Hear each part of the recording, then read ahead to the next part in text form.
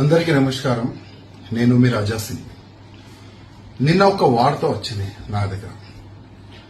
అన్న, మా చెల్లె లవ్ జిహాదీయోడు తీసుకొని వెళ్ళిపోయిందన్న, ఏం చేయాలని నాకు ఒక క్వశ్చన్ అడిగాడు.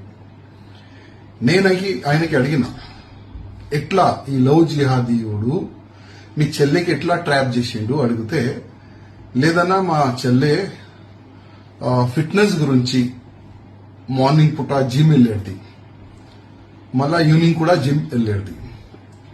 అక్కడ ఆ జిమ్ కోచ్ ఉంటారు కదా, జిమ్ కోచ్ ఉంటారు, ఆయన ట్రాప్ చేసిండన్నా, ఆయన తీసుకొని వెళ్ళిపోయిండన్నా అని మన హిందూ కార్యకర్త ఈ విధంగా నాకు ఒక మెసేజ్ ఇచ్చిండు.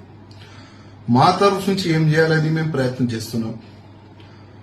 కానీ ప్రత్యేకంగా నేను కొన్ని ఏరియా పేరు చెప్తా.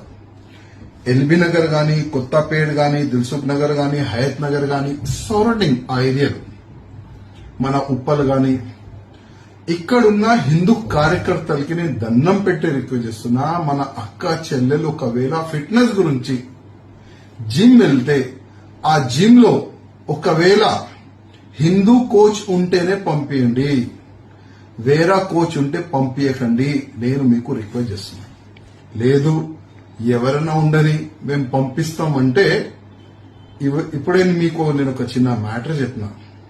మన ఒక చెల్లె ఒక జిమ్ కోచ్ తీసుకొని వెళ్ళిపోయాడు.